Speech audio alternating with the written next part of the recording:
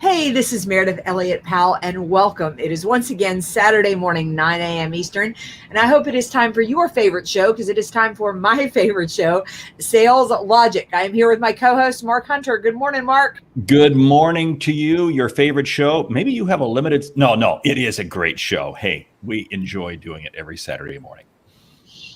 Well, how about, I know we've got a lot to talk about today. We've got a great viewer question. I think, I don't know that we have ever discussed the subject that you put on for today. So I'm going to hit the video and let's rock and roll. Hey, you got it. Prospect with integrity, we will get customers who have integrity. Integrity is the foundation from which everything is built on. You better understand value. But at the end of the day, sales is a relationship business. It is a people business. It is an emotional business.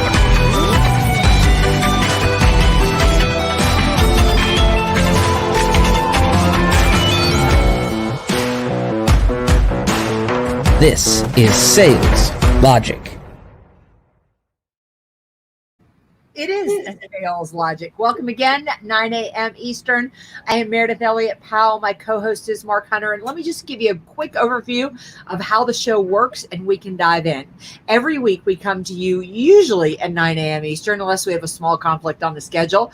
We cover a topic. We take a question from you, the audience. We suggest a book. And my favorite part is we do a lightning round because we want you to walk away with return on investment.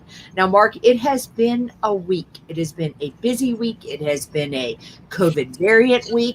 What do we have on the agenda for today? Well, the key thing is don't fly Delta Airlines. Okay, that was a bad joke on the Delta variant. Okay, I'm sorry. Just couldn't pass that one up. Hey, what do we have on top? The topic we're going to be talking about is sales forecasts to you and your company. Hey, and the question we got came from a listener. I believe it was last week when we were talking, maybe it was the week before. And boy, he sent me a rather scathing email. And I've kind of condensed it down a little bit. So, hey, let's get into the question right now because it's a topic that's going to bite on a lot of people. Hi, Mark. I have a slight bone to pick with you. And that was an understatement. With you and Meridith regarding your discussion on the critical need to align sales and marketing. I think this is really a menage a trois, because you need to include manufacturing, assuming that what you're marketing or selling is something that you also produce. And this is from Mark in Minnesota. I like the guy. I do too. I do. I mean, I think it's a great point. I love that you challenged us. And I think that it's a really good challenge. In fact, I was just working with a client earlier this week who it's not only manufacturing, but I'm wondering, Mark, if you don't need to include the shipping department as well. I mean, boy, you've got to sell the product. You've got to produce the product, and producing the product can be challenging right now. We've got major supply chain issues. And then on top of that, what can you receive and how fast can you ship things out? So I think we have been challenged, and I think that our listener is correct. Well, and in so many ways, because if you're a manufacturer, I go back to my days in corporate America. We had to start our forecast 3 quarters out.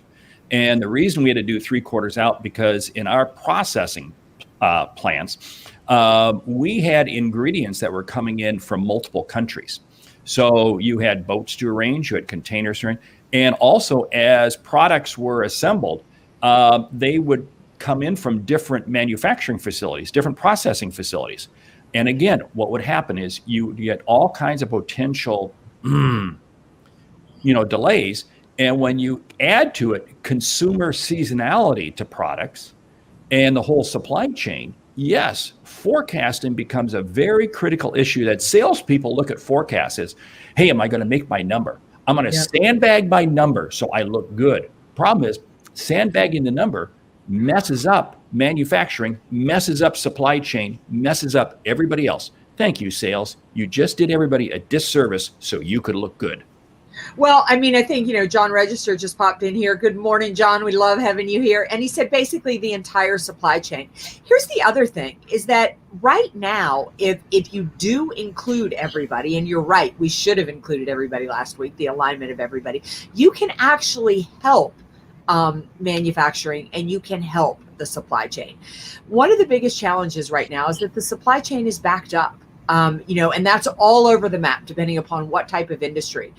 But if you can go ahead from a sales perspective, number one, get your customers to order early. Order before they think they're going to need it. We're typically used to, you may have a supply chain, you may have a supply of about, a couple of weeks. Now it's been extended to a couple of months. Helping to educate customers on that and giving the manufacturing and the supply group the lead that they need. That's going to make it more comfortable. It's going to make your customers happy.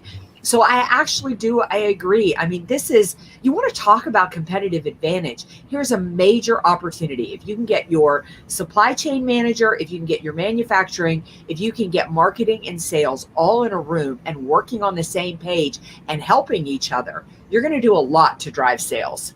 Okay, I got to share with you a very funny supply chain story. It involves Cool Whip. Now, how many of you have had Cool Whip at one time or another in your life? We all have, okay? Absolutely. And I used to be one of the key people responsible for Cool Whip across the country. It was back in a different era of my life.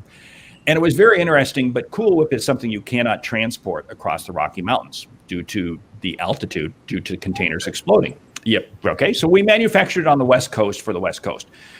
Somebody forgot to order lids. And It's a very seasonal item. It sells around the holidays, so you can imagine. And guess what? We had all this Cool Whip we were producing, but we didn't have lids. And, these are those little tiny things that pop up. Now, how did that come about? I don't know. I don't remember all the details behind it. That was many, many years ago. But here's the whole situation. It's easy for salespeople to throw manufacturing under the bus. It's easy for supply chain to throw supply, but you have to understand sales. It is a very complex arena. And if you don't take forecasting seriously and, really put your all into it, like you said, get the customers involved, get everybody involved way early, you're setting yourselves up for problems. Absolutely. Welcome, John Mark and John Register. Absolutely. You eat yours with strawberries. I eat my Cool Whip with blueberries on top. But John's asked a great question here. He says, would you talk about the ripples of disturbance from COVID-19 and those in the supply who are not getting fantastic workers back from layoffs and unemployment? Well, see, that's a key issue because think about it. There's a lot of companies that maybe can source for multiple suppliers. So now they're having to go to the second or third supplier in their supply chain. Well, now suddenly maybe the quality isn't quite there and all these other pieces. One of the challenges we have is that over the last 25 years, we've become accustomed to just-in-time inventory. You know, the whole thing where, the truck arrives and it comes in one door and it goes out the other door. And now suddenly we're realizing that JIT is not quite the panacea that we thought it was. You got to create buffers all along the way because you're right. There are hiccups and we never know where these hiccups are coming from. Yeah, absolutely. John, I think you bring up such a great point. I've got another client right now that is dealing with this, is that they're in the healthcare space and their business is exploding in every single vertical that they sell into. Supply has two issues. Number one is they can't get the supplies in to fill the orders that sales is doing. And number two is supply can't keep up with employees. Now, they didn't lay anybody off, but they are struggling to add. There's a couple of things that we've done with that. Number one is we have had to beef up the communication. We don't want to slow sales down, but we have really turned sales into an education arm with customers about setting realistic expectations as to what can be done and when it can be delivered. So we're keeping sales where they need to be. But the other part of that is we've worked with the human resources department to turn human resources more into a sales engine, not waiting until supply needs people, but really just going out there and going after people all the time, running their own HR pipeline to find the people who need to go into these positions. So I would say, to basically answer your question, what you've got to do is you've got to beef it up. I also have another client that we've taken on some employees that maybe aren't as fantastic as the ones that we lost, but still keeping HR going in a proactive mode, so that when some of these some of this money stops from the federal and the state governments, people start looking for jobs again, they're well positioned with a well-oiled pipeline to be able to fill some of those positions. I cannot stress enough, though, how valuable sales can be from an education standpoint with customer expectations. That's huge. That is so key, because keep in mind, we may think, wow, how can we have these supply chain issues? And how can I talk to my customer? But you know what? Your customer is probably dealing with it from other vendors too, from other suppliers too. So don't think you're alone. The key thing is to have the conversation. Now, where the rubber really hits the road, let's just paint this picture.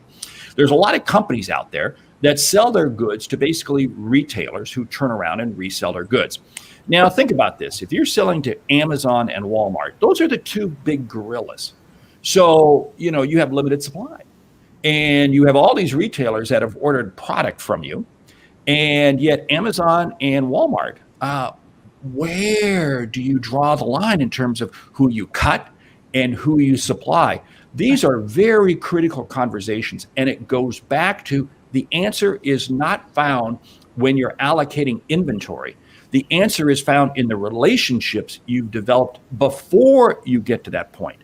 This is what's absolutely key. You've got to have top-to-top relationships all the way through your whole downstream. Otherwise, you are going to get caught short, because whether it be a Costco, whether it be an Amazon, whether it be a Walmart, they're going to put the pressure on you that if you don't take care of their order and cut everyone else, you're out of business. So again, how do you balance that? There's no perfect way. You have to be prepared to sit there and say, I'm going to have some hard discussions with some customers. And that's the only way around it. Hey, we've kind of drifted into the whole topic, which is how important our sales forecasts. And I think we're kind of realizing that it's important. Yeah, I think before COVID, sales forecasting was important. I don't know how you function without sales forecasting right now. In fact, you're putting your team in you're putting your company in danger of really messing up the customer experience and impacting negatively your cash flow, the inventory days on hand and things that you're going to have if you are not forecasting. But Mark, I think you made such a great point that I don't want to be lost. And that is that forecasting is not, as a salesperson, what do I need to do in order to hit my goals, or am I on target for the goals? So I think we need to back up and really define, what do we mean by forecasting? I'll let you jump in with that one. Well, thank you. That is so key, because what it means is I have to go all the way upstream, where each one of my ingredients, my components, my elements, whatever you want to call it, how are they sourced and what is the lead time? This is where purchasing and procurement has to do a very good job of educating sales. And this is something that, unfortunately, I hate to say it, they really don't do a good job. Yeah. Because, is it an 18-month lead time? Is it a 12-month lead time? Is it a 3-month lead time? Sales has got to understand, and what is the critical need of this? Manufacturing, processing, however you want to call it, has got to get in the game. How is production line scheduled? What is the conversion turn? I do a lot of work in the energy arena. And let me tell you something. What comes out of a barrel of oil is not a barrel of gasoline. Okay, we'll just call that one. There are so many other elements, so many other components that come out of it. And I've got to find downstream. Let's take a chicken. It's interesting. We all love chicken wings, but you know what? I haven't found too many chickens running around with multiple chicken wings. No. That bird has to be able to find a way to be used 100%. Because again, I can't sit there and waste that raw material. All of these elements have to come into play. So salespeople, I want you to be going upstream talking with procurement, talking with everybody. Think about what's happened right now with lumber. You know, lumber was going up through the roof, and I work with several companies that are in the wood, whether it be commercial and residential arena, and both these companies are absolutely just being taken to the cleaners right now because they bought futures, and they've fallen. And guess what? See, again, this is all because they bought futures based on expectations of demand and expectations of the market. Guess what? They've been caught short. So I mean, so many elements come into play. There's a piece here that I really want our listeners to walk away with. In a perfect world, you would have a sales leader who is setting up a meeting, at least on a monthly basis, with all the players and getting that information to sit at the table and communicating that information back to you. The chances that are happening in your company are probably slim to none. So what does that mean? It means that as an individual salesperson, if you want to be more successful, go to those departments, find out the information, let them know you want to be a partner in this.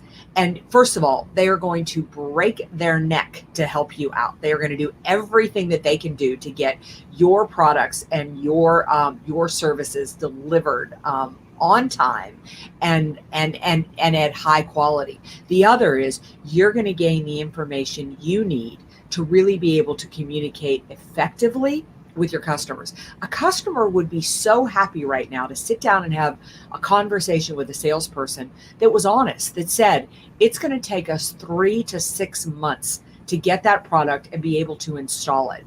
I would suggest we go ahead and we place the order now, even though it's going to be 6 months before you need it, so that you're really becoming both a partner and an advocate for your customer, as well as a partner and an advocate to everybody else in your department. Because I want to add, if you spend any time talking to manufacturing and you spend any time talking to shipping, you're going to really hear how many headaches they have right now that are outside of their control.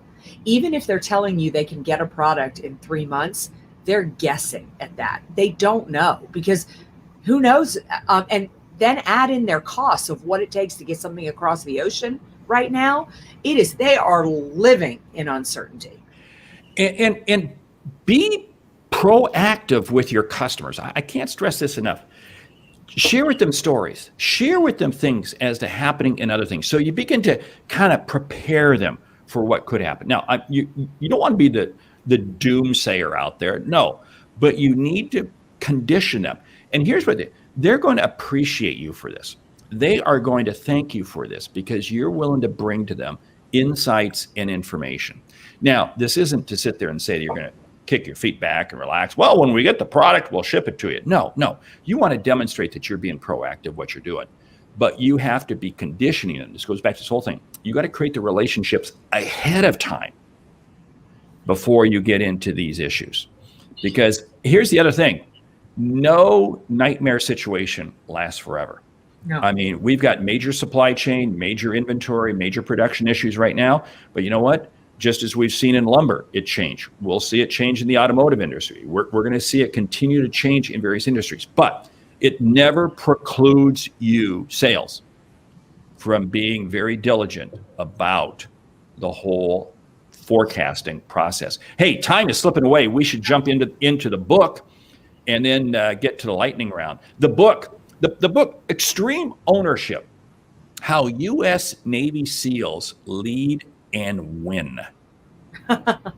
I tell you what, I read this book recently, and it encompasses the whole thing. But I'll tell you what, you talk about putting backbone into your spine, you read this book. And this is a book that's so critical to read right now, is because we have to be prepared for difficult conversations. Yeah. Absolutely. Extreme Ownership, How U.S. Navy SEALs Lead and Win. I can't, it's been a bestseller for probably the last couple of years now. It's absolutely fantastic. So I just put it on my Audible. Oh, there you go. There you go. I'm going to start listening this week. Let's take another question from John Register. John, yeah.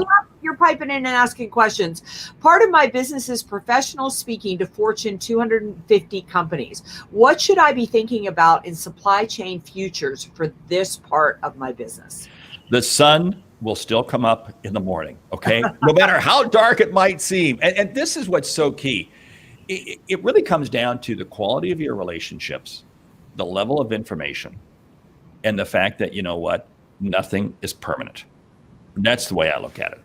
Yeah, John, I would add that you need to get in there and understand this part of their business. I realize it doesn't necessarily impact maybe what you're speaking on. I know you speak a lot on leadership and resiliency and overcoming adversity.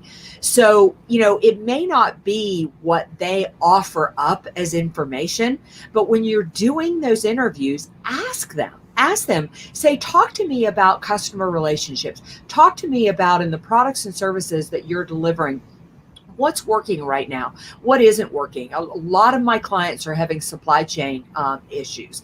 You know, some can get certain parts and can't get other parts. Help me understand how this is impacting your business, what you're doing about it. Because if you can weave those pieces in, you're going to be really, you're going to be a cut above of anybody else that's going, believe me, not very many professional speakers are asking about supply chain. Understand that their products and services are stuck on the ocean. Understand that they can get 2/3 of the product, but 1/3 of the product is stuck somewhere between, you know, Vietnam and, you know, and Europe.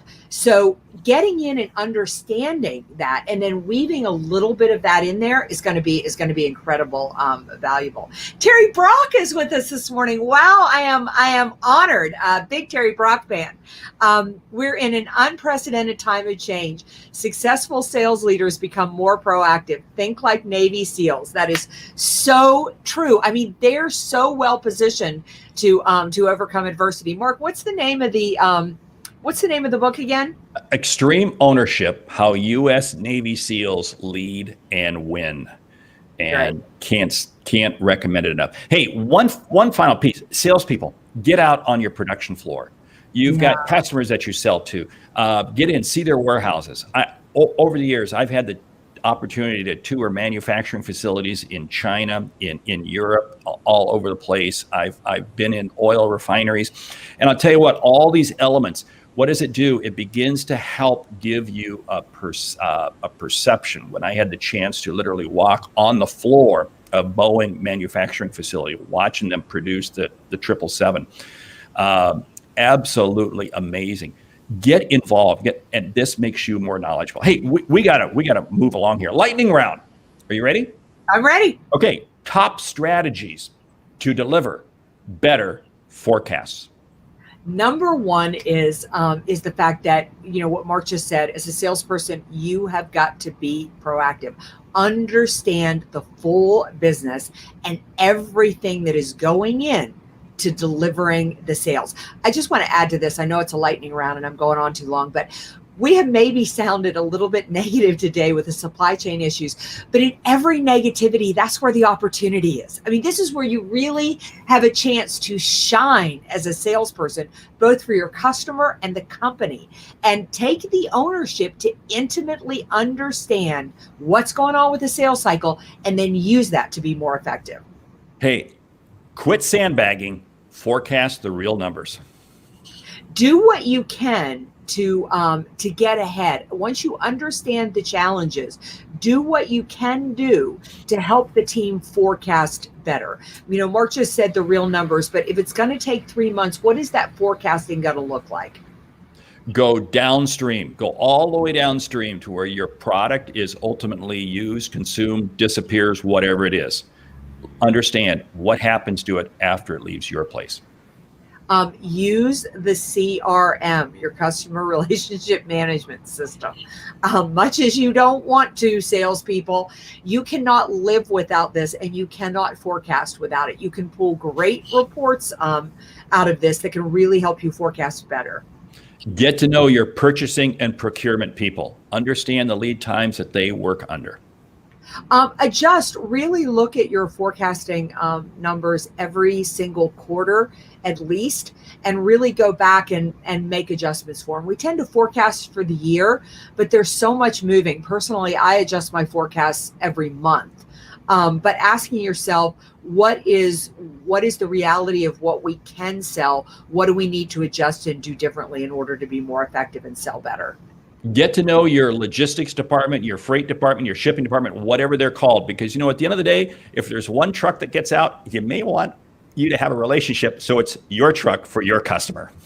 If you want to forecast effectively in today's marketplace, get your customers to buy earlier. It's going to be harder to get supplies, product to them. The longer lead time you give them, the better that you're going to be able to deliver when you say you're going to deliver. Be proactive in the conversations with your customers. Keep them engaged. Share with them stories as to what you're hearing out there in the industry. Yeah. Don't be afraid to sit down and really be honest with yourself. If you're missing your numbers, figure out why. What do you need to adjust and what do you need to change? If you're moving past your numbers, gosh, Mark and I had a meeting this week with a bunch of people who have blown past their goals for the year. You know what? Your forecasting is wrong. You need to go back in there and readjust it. If you're blowing your goals at this point, there's more that you could be doing. So learn from yourself. You're your best sales coach. I'm going to share one more. You share one more. We'll close it down. Understand that your forecast affects cash flow, affects hiring, affects a whole sundry of things. In other words, you need to understand your company from a full 360-degree perspective. Yeah, I was going to say something else, but I'm going to jump on that, is that you do as a salesperson really need to understand that your forecasting impacts cash flow. And the C-suite level of your organization cannot have cash flow be wrong. It could put them behind on payments. It could put them behind on getting future product and delivery. Do not dicker with your forecasting. Be honest and be accurate about it. It's not some tool you're using just for your own job. It impacts the overall company. And the lifeblood of a company is cash flow. And you need to understand that you are a big part of that. Hey, great show. Hey, we forgot to remind people that there's still time. You can jump into the Sales Logic Mastermind. Go out to saleslogicpodcast.com and you can enroll and be part of our Sales Logic Mastermind, because these are the conversations that we are having. But anyway, hey, thank you. Mark, I can't let you go on that, is that we are meeting once a month for 1 hour to really blow our sales goals out for the end of the year and kick off 2022 strong. This entire mastermind is $197, not $197 a month, $197 total for the meetings, for the recordings. We kicked off on last Monday and had one powerful conversation. You're going to get a workbook with it too. So not too late. Go out to saleslogicpodcast.com. Join us. We'll send you the first recording. I picked up 2 new members this morning. We really failed on that price because we should have been charging a lot more. But anyway, that's a separate, hey, $197. Hey, thank you for listening to Sales Logic this week. If you like what you hear, subscribe, rate, and review the show on your favorite podcast app. If something we've said has earned you a single dollar, consider telling a friend about our show. It's how we grow to help you grow. I'm Mark Hunter. And I'm Meridith Elliott Powell. Remember, when you sell with confidence and integrity, uncertainty suddenly becomes your competitive advantage. I was reading comments, sorry. You were almost uncertain there. And the sale becomes logical. Thank you, everybody. Really, Terry Brox, thank you so much for joining us. John and gosh, we've had everybody in the chat today.